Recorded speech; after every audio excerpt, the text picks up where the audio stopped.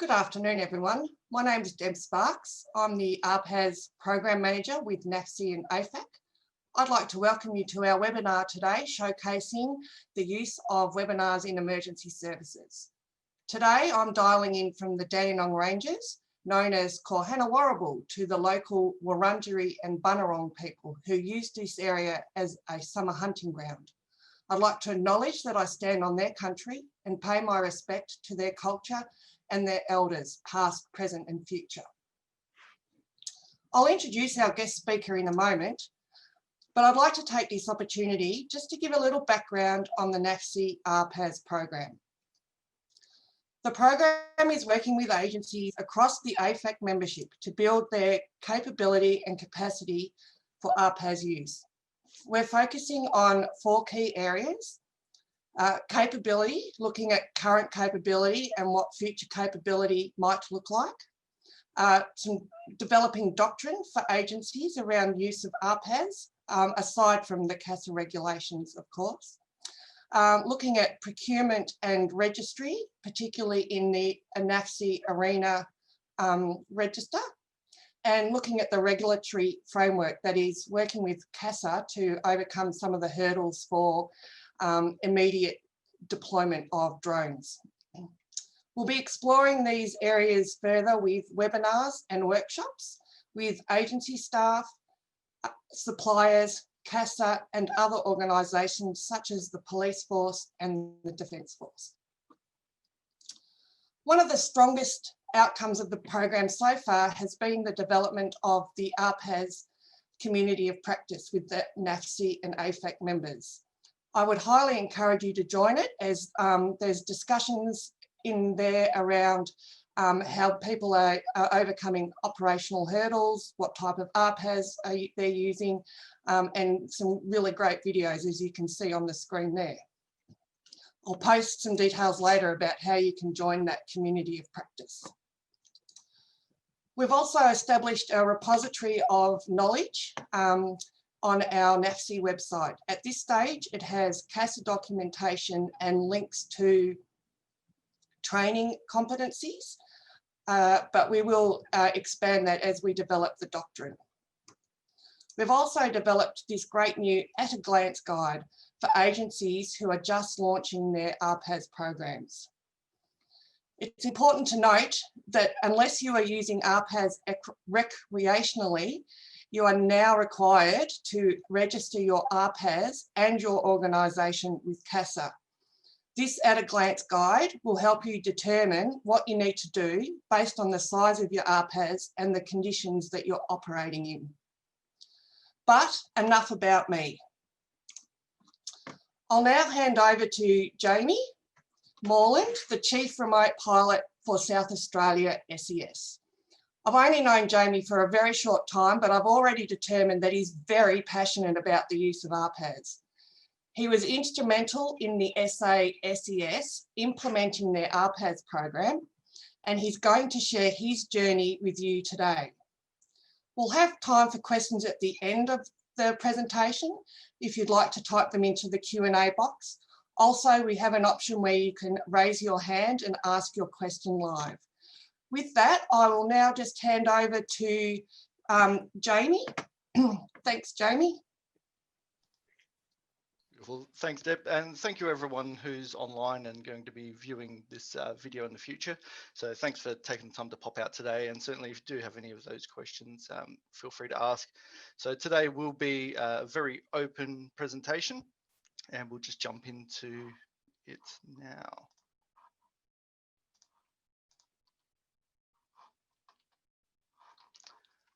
Okay.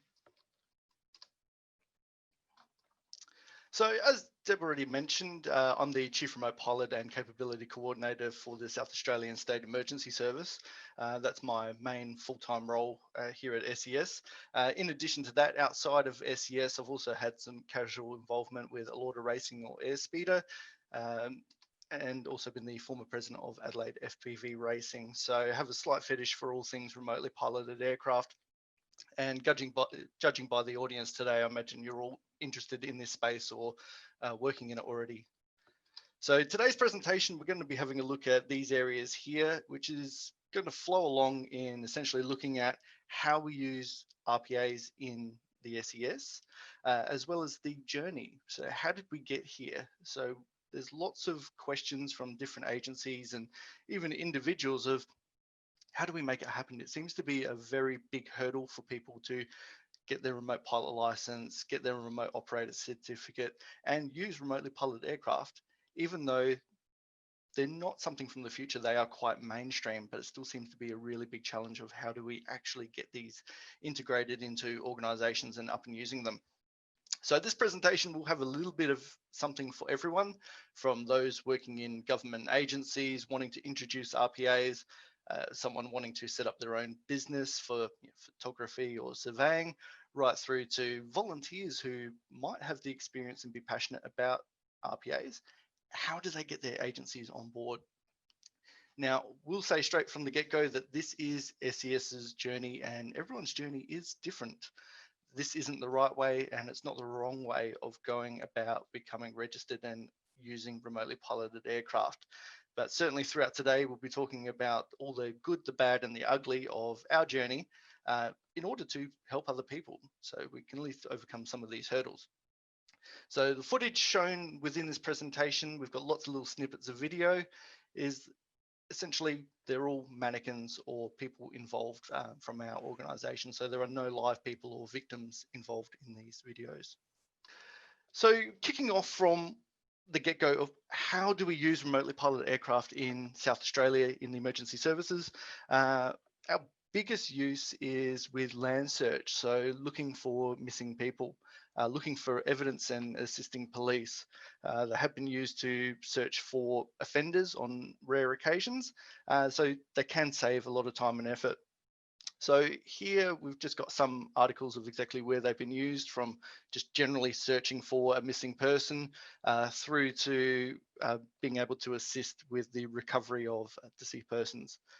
So here we've got other articles where they've also been used to search for a weapon that was suspected to have been thrown in a gutter over a house.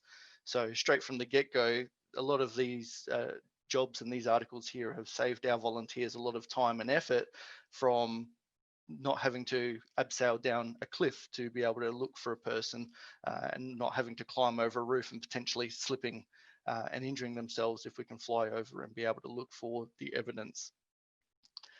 So this here is just a little bit of a snippet that will kick off shortly from the very early days of this capability.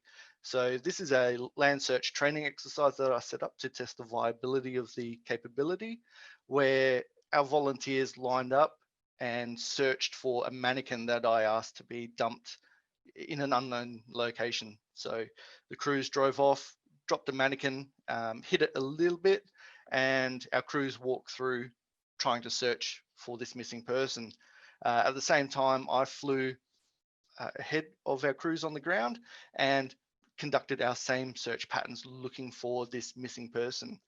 And as the crews were going through, they came across the missing person, the mannequin, at the 42-minute mark, and I'd already found them at 7 minutes just from flying overhead and conducting the same techniques. So that's a lot of time and a lot of effort that's saved from putting our volunteers in harm's way. Now, naturally, this kind of technology is great. It's advancing quite a lot, but it's not going to replace our volunteers on the ground. It's just there to supplement and look in those areas that can be a little bit more hazardous, a little bit more dangerous for them. So in addition to that, some of the areas where it is a little bit dangerous for our volunteers, at the base of a cliff. So if we think that someone's been swept away and they're captured in any of these little areas here, typically we would have to get someone to abseil over the edge or use a boat to come in and search these areas, which is time consuming to set up. We can pop a remotely piloted aircraft over the edge. They can drop down, have a look, and then we can clear that area has been searched, and we're quite comfortable that there is no one and nothing there. So it speeds up that time to find people. Now, we've also done a little bit of work with the search dogs, so our canine search teams, through forests. And surprisingly, the dogs weren't interested in remotely piloted aircraft. They make a lot of noise. Dogs not interested whatsoever. So we can integrate other capabilities and other assets to be able to search for people. hopefully get to them as quickly as possible. So in addition to the land search, we can also follow people. Again, the video that's popping up now is from a training exercise, but if we're tracking people along, we can then communicate with crews on the ground and let them know where that person, who in this instance has been swept away by swift water, where they might pop up or how far downstream our crews need to be in order to rescue them. This is a training location we've got in South Australia, and this is just a bit of an example of how they could be used and where they could be used when it comes to damage assessments. So areas or suburbs, towns that have been affected by floods, bushfire, earthquake, or any form of other incident. Traditionally, we would have our crews on the ground walking or driving through these areas, taking notes, liaising with the property owners as to how much damage has occurred in that area. From there, then that informs where crews, where assets and resources are sent to start with. So remotely piloted aircraft being able to fly through areas and to be able to send this information, particularly with live streaming, back to an incident management team or to the incident controller who's making those decisions about who goes where and who gets the help first, is invaluable, and again speeds that up immeasurably. So for something a little bit different, here is a training exercise, a road crash rescue training exercise, where I was doing a little bit of filming and getting some photos. At the same time, I flew around, snapped photos at different angles, and then popped it into a program which then creates this 3D map. And so this was very early days, a number of years ago, where we were starting some of that amateur work in 3D mapping. So where this can come in handy for us is if we've got a particular incident or a training scenario where it might be valuable for everyone in the agency to be aware of it or to use it as a learning opportunity, we can interact with this map and we can rotate it and move it around and zoom in on certain areas and talk about some of the key aspects, or how we approached a rescue, or how the situation resolved, or the dangers in the area that we'd want to be aware of next time. So the alternative to this is someone telling an old war story and you having to use your imagination. Now, this is just a still shot of that 3D map, and we'll have a look at rotating it slightly so we can see some of the level of detail that we can get. And again, this is an amateur version, but we can still get a lot of detail from it.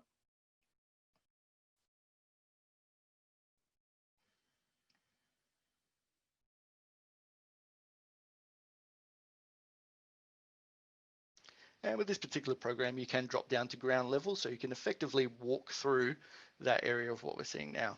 And we've just got another little example. So another little road crash scenario.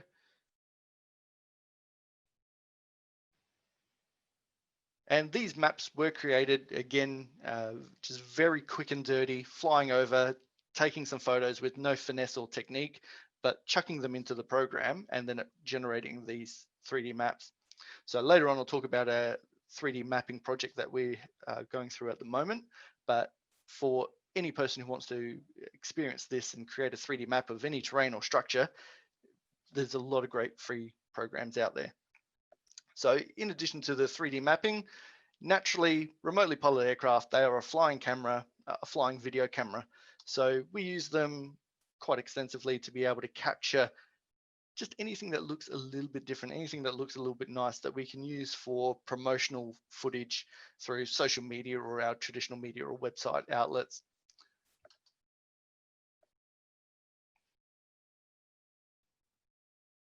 The beauty of remotely piloted aircraft is that we can get a different perspective, and it can completely change an incident or our scenery from seeing it from an elevated height. Particularly with environments such as swift water, being able to see something at that height can completely change looking at water features, which you just don't get from ground level of using a DSLR or your mobile phone to take pictures.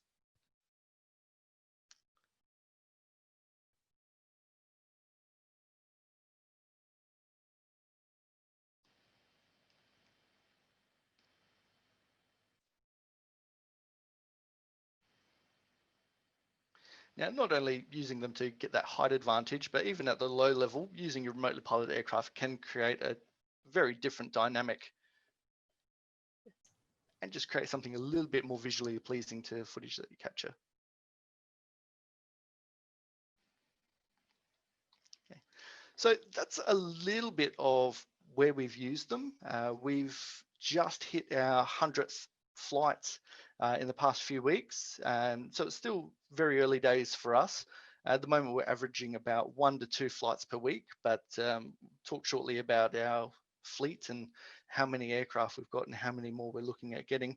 But we can see that the more that this capability is promoted and integrated into all aspects of the organization, that those number of flights are only going to boom quite quickly. So right back to the beginning, how did we get here and how were we able to integrate remotely piloted aircraft? Well, back in 2012, I started as a volunteer here at the State Emergency Service. And roughly in 2013, 2014, I noticed that any person could walk into the local department store. A 12-year-old kid could walk into a department store and buy an RPA straight off the shelf, go outside and often fly it. But the government wasn't using them, or it was very limited. It was a very niche capability. They were very expensive, very limited flight time. So it did seem like a faraway dream for a lot of people. But kids could go out and buy them and go off and fly them. So why can't the emergency services? Then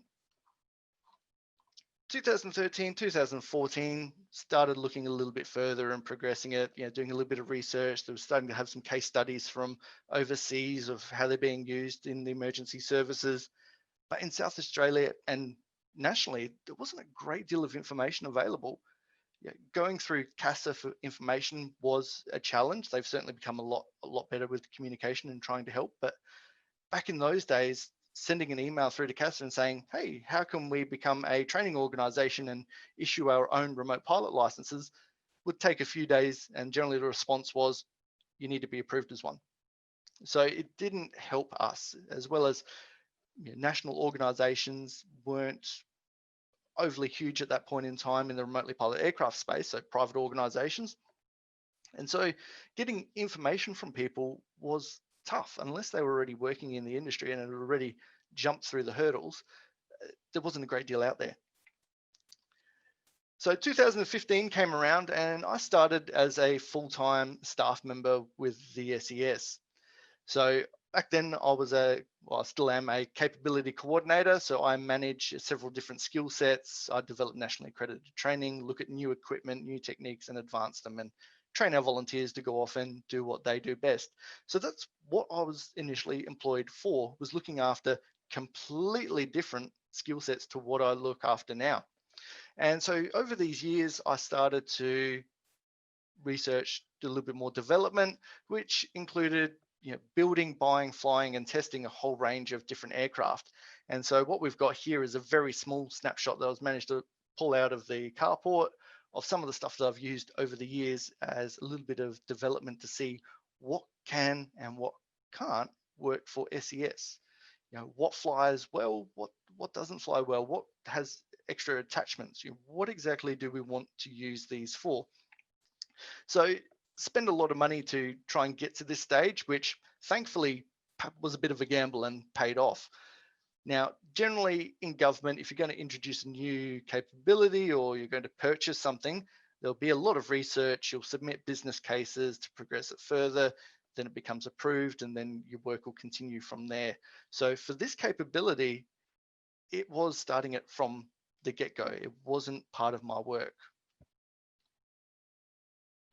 So in addition to just the flying around and seeing what works well, was also testing it out in different scenarios. So here we've got what's called a drone fishing bait dropper and attaching swiftwater rescue rope to it. So flying it over a mannequin simulated trapped in swiftwater and just seeing how does it fly? Will it work in those kind of environments? Is it viable or is it a waste of time? And these things are quite powerful. And so using the dropping mechanisms is incredible. So 2016 and 2017 have come around and it was still continuing to sell the idea with more research, more development, seeing what worked in this space. So throughout the get-go, from the very beginning, we've had people who have been interested in not only our agency, but other agencies. Everyone's keen for remotely piloted aircraft.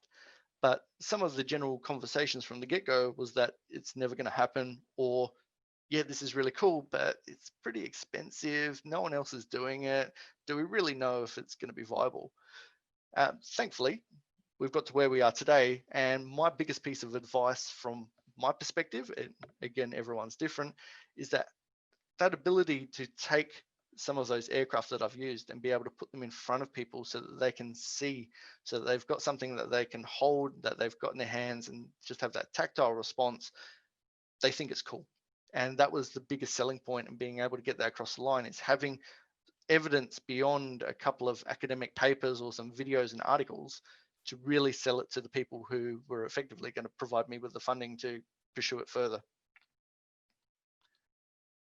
Now, 2018 was the big year for us. So managed to sell it, managed to get some money, and we trained some volunteers. So in June 2018, we had our first remote pilot license course. So 5-day long course with volunteers and a couple of staff members, including myself, from all corners of the state, who initially received the first lot of fleet to take back to their areas and to be able to use them once we got up and running.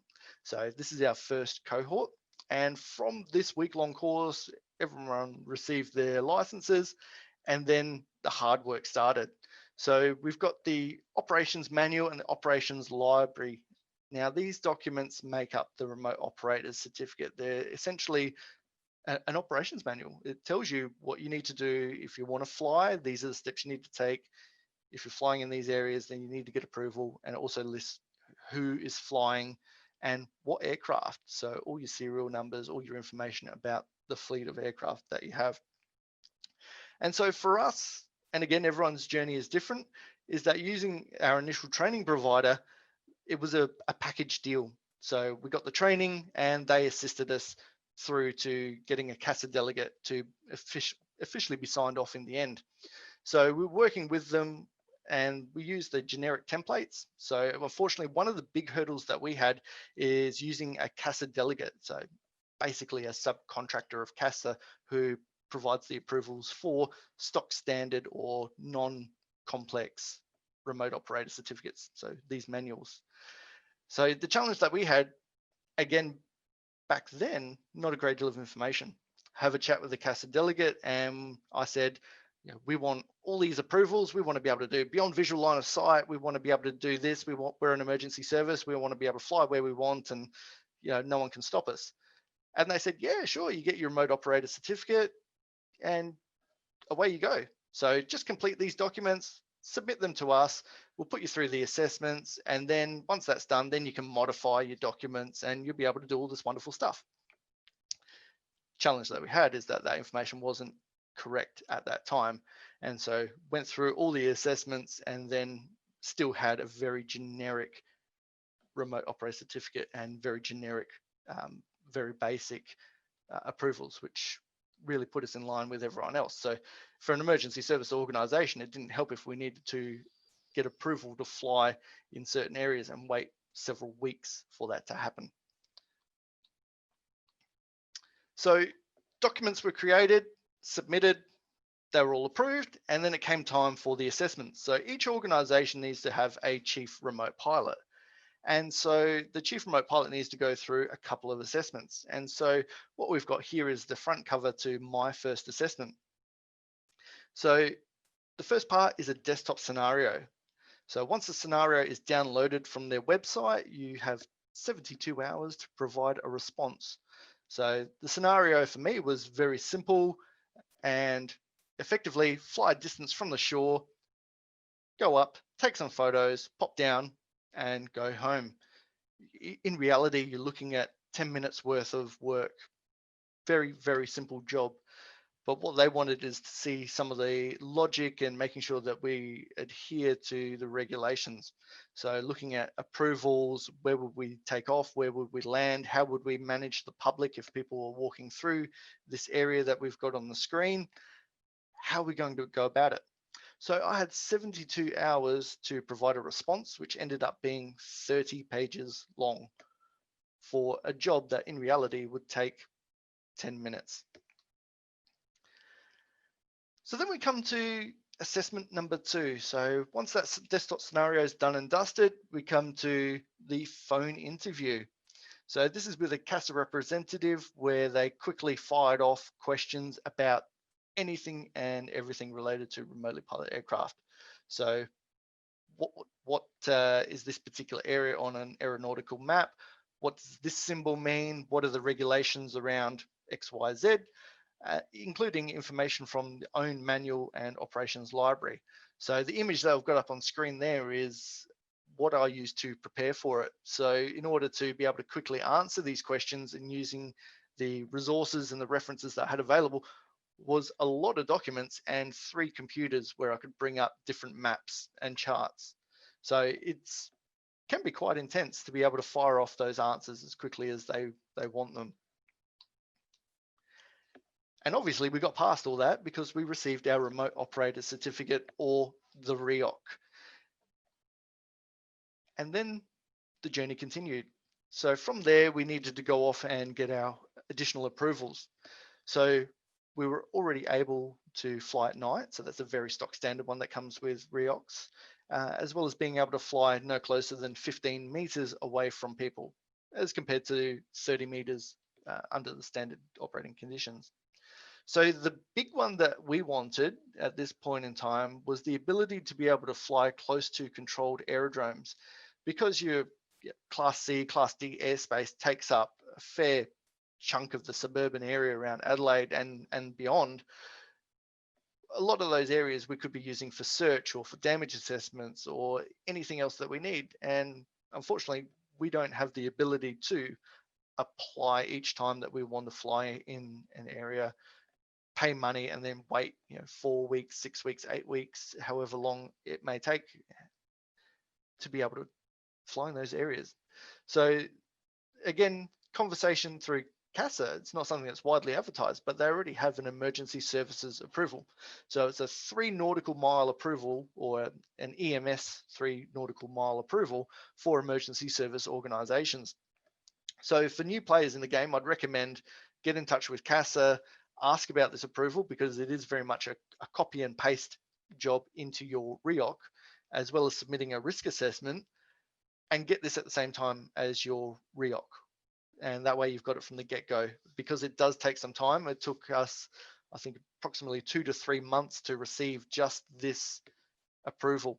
And I thought that was an extraordinary amount of time, but then I was notified that they needed to get a signature or sign off from every major airport in the country in order to allow us to do it. So my first assumption was it was just South Australian airports, but it's nationwide.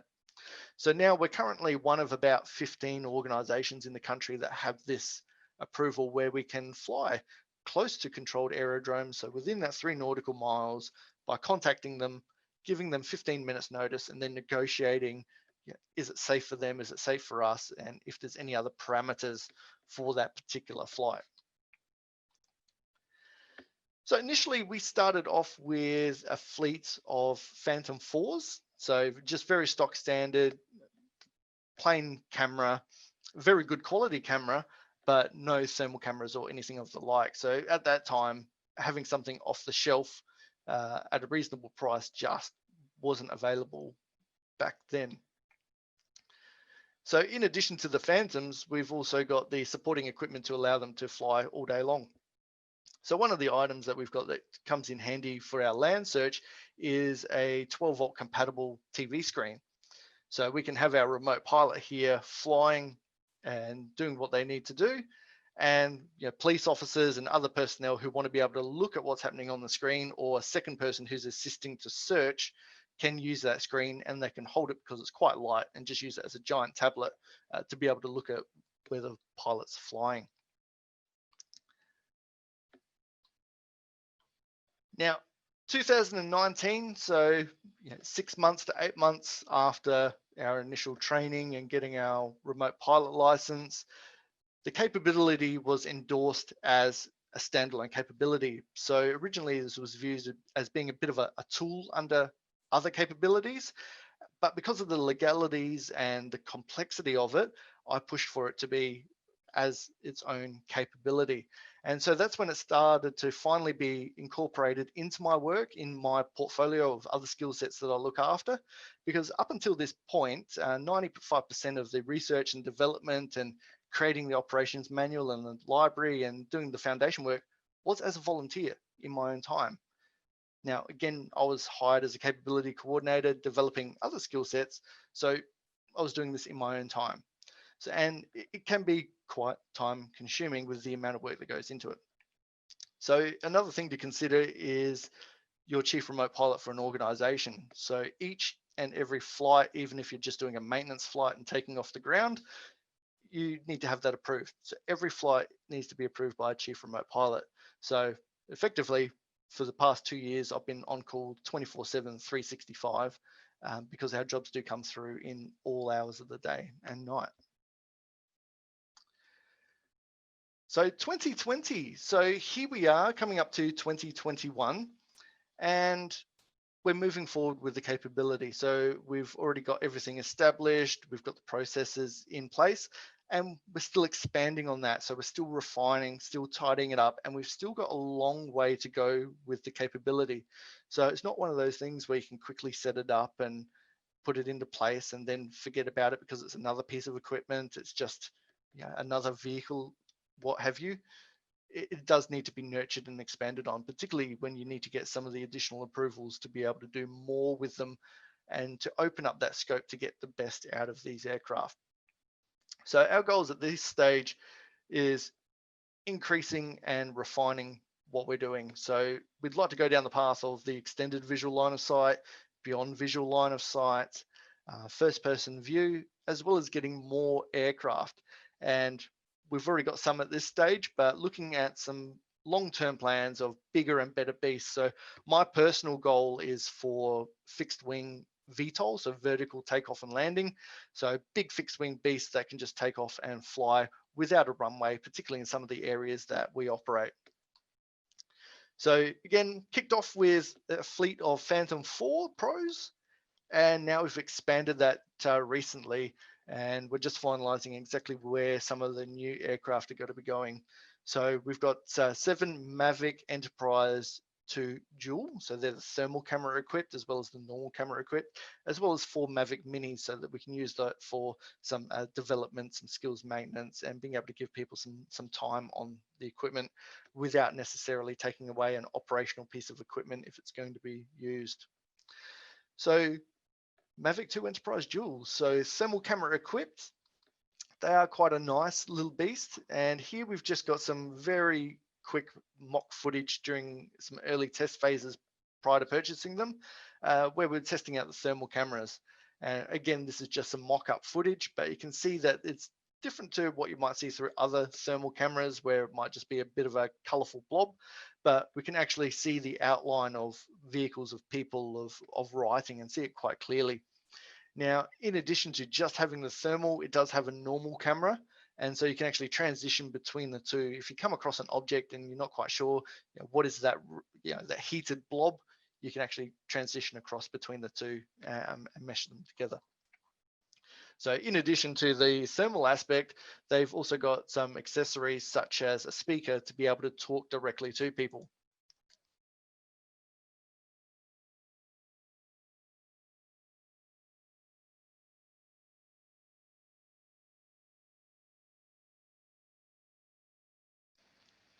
Now, during some of the early stages of testing with these, the speaker on it is fantastic. So we had it approximately 200 meters away, just sitting above treetops, and could be heard quite clearly just by talking through the controller and it booming the voice through. So for us, being able to access people in swift water environments where they could be 5 meters away from you, but due to the noise of the water, they won't be able to hear your directions or your guidance. So being able to fly over to them and talk to them is invaluable. So for 2020, we've also got some other projects underway. So we're working with ESTRA, who look after some of our geospatial systems.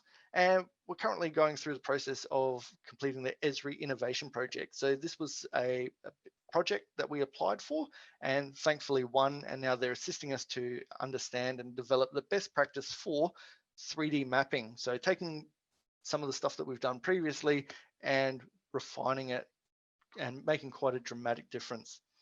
So this here is the Bruce Eastick Dam, which is just north of Gawler. And that dam wall is approximately 10 meters high.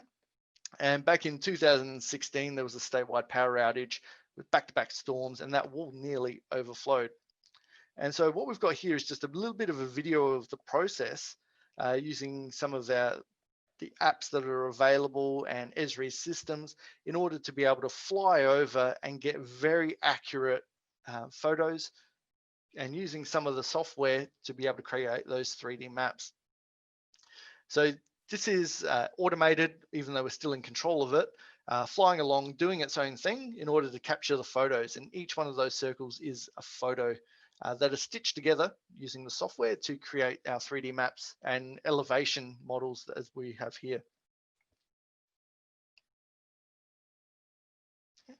And popping out very high quality, accurate 3D maps.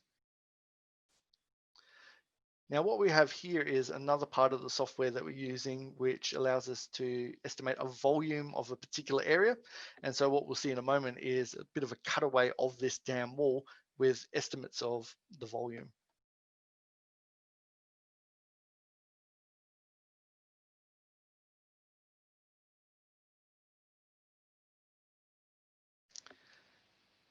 So in addition to using the remotely pilot aircraft and using these apps, we've also got some of our personnel who are experienced with differential GPS and using some of the already existing survey data to make sure that we've got highly accurate maps to coincide with what we have here. So this is one of the projects that we're partway through at the moment, and we're hoping to have more information, some videos and promoting that once we get a little bit further with it and once we get some of the products to present it nicely in the end. So please stay tuned for that one. Now, another side project that we've got happening at the moment moving forward is, well, one that I'm doing in my own time, is ESTRA. So some people I've spoken to have been really keen about this one for an Emergency Services Drone Racing Association. So if you're on Facebook, you use social media, have a look at organisations such as Australian Army Drone Racing Team and imagine something along those lines for our emergency services. So the capability is getting a lot of attention, not only SES, but nationally, about using remotely piloted aircraft. And well, nothing pushes evolution than a little bit of friendly competition.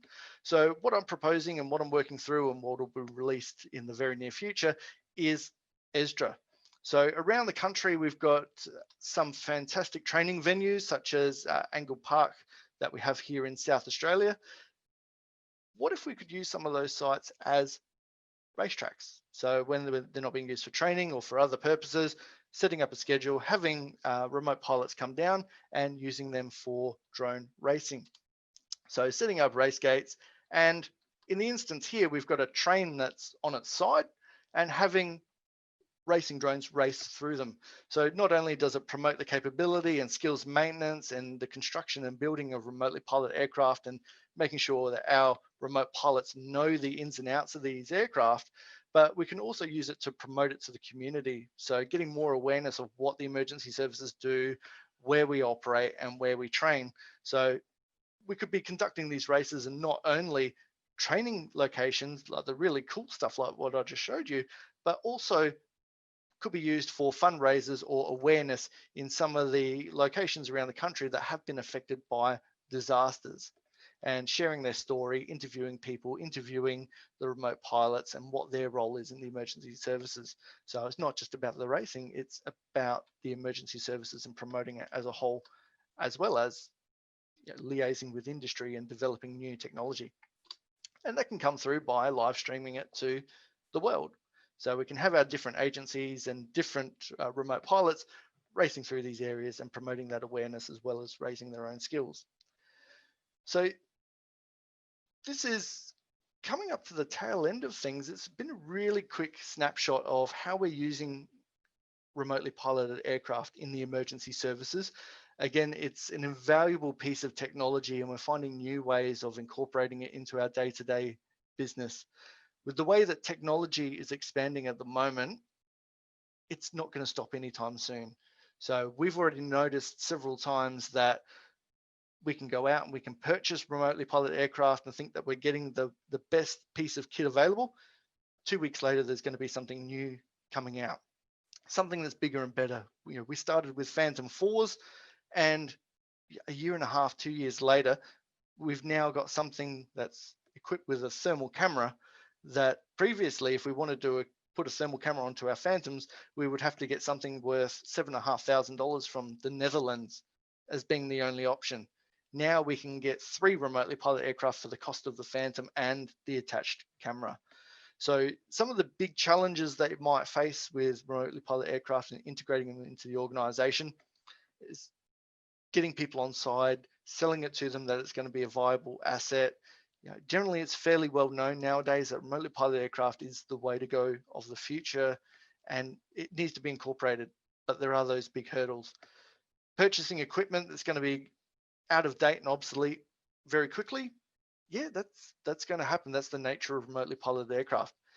Choice we've got to make is, do we get on board early and adopt the technology and upgrade as time goes on, or do we try and wait for the technology to plateau so that we can get the most value for the money? Unfortunately for this technology, I personally can't see it plateauing anytime soon, and just having one item on the shelf that's going to be the go-to for the next period of few years. So hopefully this has given you a bit of an oversight as to how we use them and a little bit of the process. Again, every journey is different, but we have had some hurdles. Hopefully we can share those, and please do feel free to get in touch if you want any further information. Otherwise, I will throw over to you and Deb if anyone has any questions.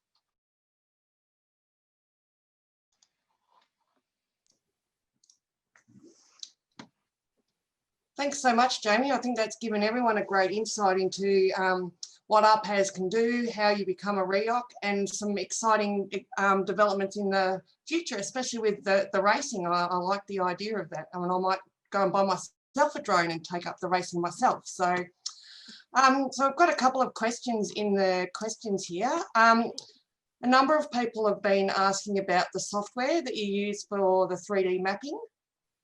Okay, so in order to capture the photo, so it's a bit of the automated process, we're using site scan. So that transmits straight through to the RPA, takes off, flies over, does its own thing, and pops back.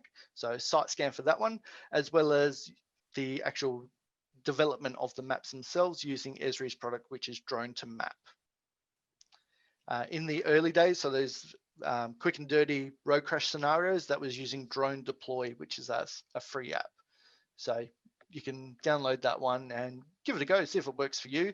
Some of my colleagues have started off by using their mobile phone and just taking photos of their own house and putting that in Drone Deploy and popping up with a 3D map.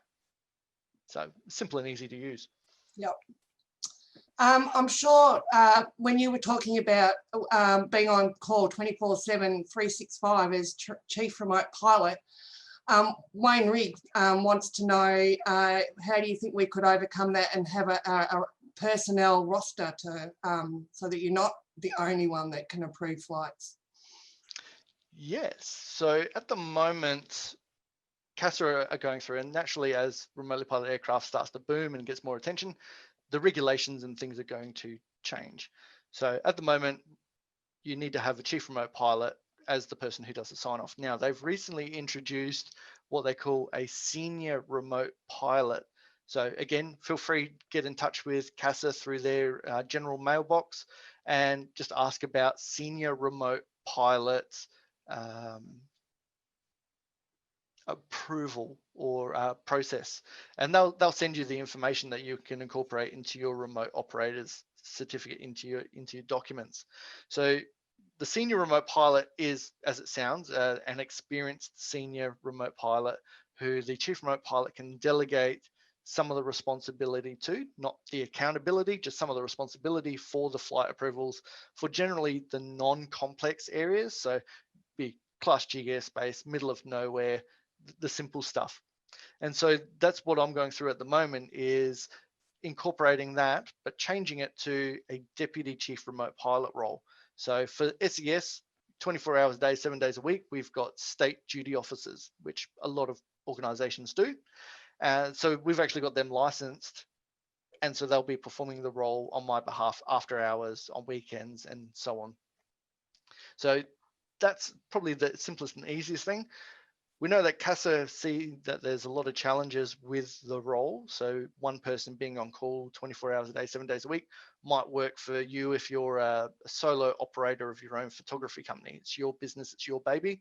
But for me, I'm an employee and I've got to be on call 24/7. It doesn't quite work. Same with having a CEO sign off and approve and be the person to communicate with through CASA. Again, that they see that as being a challenge, because not every organization, not every chief officer is interested in it. They just want people to go off and sort it out. Whereas our organization, chief officer does want to know about it, but it's just trying to make sure that every piece does fit for the organizations.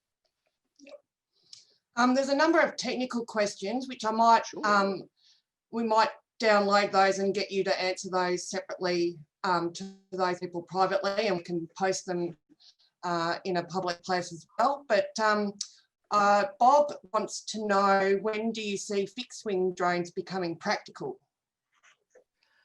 I guess it depends on what your perspective is of practical. So for me, with land search, searching for missing people across large areas, if you can take off and you have someone who's flying the aircraft and all they do is fly around in big circles, and you've got someone with a belly mounted camera with a set of goggles on with head tracker, where they can just stand there and turn their head and the camera turns whichever way that they're looking, then for us, being able to just sit and loiter while looking around is going to be a little bit more feasible than continuously using a multi-rotor, purely because of the amount of motors, the amount of power that it consumes as compared to a fixed wing aircraft, where typically they will have longer endurance. So it depends on your application and where you want to use them. Yeah. I might just steal the question time for a moment for my own question. I was watching a webinar out of the US yesterday from a Centre of Excellence of Aerial Firefighting, and they were talking about RPAS technology. And I was thinking about, at the moment in Australia, we seem to be chasing the technology. Like you were saying, the next great thing comes out, and so you're racing to buy it. Can you afford it? I'm just wondering how the emergency service agencies could get ahead of that and say, this is what we actually want, develop it for us, so that you're thinking ahead of the technology rather than chasing it. Does that make sense? Yeah, absolutely. And on a near weekly basis, I get a lot of emails and phone calls from companies saying, hey, we've got this great product, it's revolutionary, it's very unique, come and check it out. Some of it's cool, some of it's a little bit novelty, but where I've gone down the path of what you're saying is I've approached one of our universities in South Australia that have students that study robotics and mechatronics and so on. And, in a side avenue have said, can you develop some robotic platforms for these particular scenarios? And so we've had 240 students broken up into little groups, come up with the CAD designs and the concept, and they've researched how to do it. Now, we've also got some other universities that feature or focus on remotely piloted aircraft. Again, it's a booming industry, so naturally students are going to be attracted to it. So we can approach them, so the academics, we can approach industry and say, this is what we want, because there are people out there who are really excited, and people want to be associated with the emergency services. So using technology in emergency services is pretty sexy. So we'll have lots of people wanting to come on board with that. But academics and industry, either avenue, we can create that technology. There's other places as well, such as the Outback Challenge. So a competition for school kids to develop a remotely piloted aircraft or a plane to be able to do things like drop an EpiPen to a person who needs it in the middle of the desert and things like that. So there's lots of other little projects that are happening. Great. A question from Brian. How are you working with and integrating in with other emergency services in SA? Okay, so in South Australia, I think I saw a question there about what other agencies are using remotely piloted aircraft. So we'll tie those in. So at the moment, so started off with police. Police have been using them for some time. We've come on board and have been using them for the past few years. And we've recently had the Metropolitan Fire Service, or MFS, and CFS who have been using them as well. So we're pretty much one of the bigger ones using them operationally, or certainly in the emergency services side. So we assist police quite a lot. So rather than using theirs, which are with their different parts of the business, we'll come in and support them. So we've had a whole bunch of unique requests come through from different agencies. So we've had requests to look for offenders, look for evidence. We've had requests of, can you fly over people's backyard and look for fruit trees due to a fruit fly outbreak? All sorts of questions have come out because people can see that remotely piloted aircraft technology is incredible, but they can't quite access it due to whatever roadblocks they've got in their organizations. So at the moment, we're taking the lead and being able to support those other agencies, and we'll just filter those requests as they come through. Yep. Richard, I'm just going to ask you to unmute and start your video, because there's a question here. I'll just introduce Richard Older, who's the General Manager for NAFSI. And there's a question here is about, is there a place for private contractors to assist in emergency agencies with the use of RPAS? So Jamie and Richard, you both might like to comment on that. Thanks, Deb. Give Jamie a rest for a second, because he's been doing a fabulous job, but I think he'll probably want to weigh in from an agency perspective as well. And I think the short answer is absolutely. You know, clearly, I mean, there's 30-something emergency service organisations that are members of AFAC, and there's a whole lot more other sort of supporting organisations, and there will necessarily be a bit of a horses for courses thing, and may depend on the particular type of capabilities. You know, you could certainly see a mix or a hybrid approach, but I think absolutely there'll be some agencies that will not want to go to the you know, the investment, I was about to say hassle, of putting in place the REOCs and all the things that go with it, and they will look to private operators to do that. And there'll be other agencies, you know, who do the business case and work out that it is efficient for them to do it as well. I suspect we'll end up with a hybrid model where a lot of agencies will probably have in place the internal capabilities for some of the smaller RPAS, but when it gets to some of the bigger, you know, medium altitude, high altitude with more of the kind of risk considerations around them, like BV loss and operating at night and so on, that they might look to the private operators perhaps to do that. That seems to be the way it's evolving in other jurisdictions as well. But it's you know, it's a really good question, and I think it'll be interesting to see how it evolves. I mean, I certainly interested to know, Jamie, whether you gave any thought to you know, the options, I guess, about that before embarking on internal capabilities. Yeah, absolutely. So throughout this journey, even though I've gone through and spend all that time and money to make sure that this is feasible, I also had to try and go against and be unbiased about the whole capability, because dealing with government and making sure that we're not wasting money. So one of the things that I had to do is go out and see, are there any other private providers who can provide this capability, and can they do it in a way that's going to be cost effective, or do we go and purchase our own? So I had to go off and research this.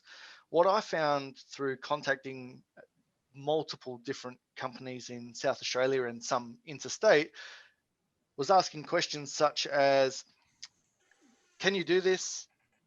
We have a land search, so someone goes missing right now. Can you drop what you're doing and come out and find them? Do you have the approvals to fly here, there, or everywhere? And do you have to be on visual line of sight? And some of the companies that I contacted actually had on their website, we specialize in emergency services and looking for people and doing all this wonderful stuff.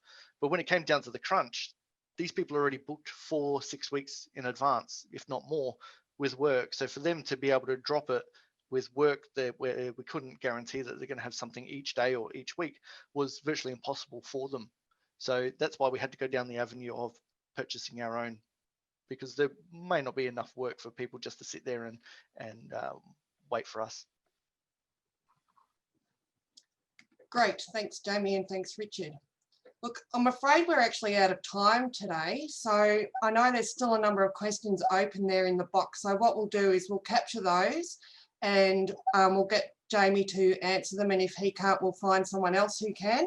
And we will post the questions out to you through the email you provided with your registration. So again, I'd like to thank Jamie for his time today, and I think you've all learnt how passionate he actually is about RPAS. And we look forward to touching base with you in the future with some of our further workshops and webinars. And thank you everyone for attending today.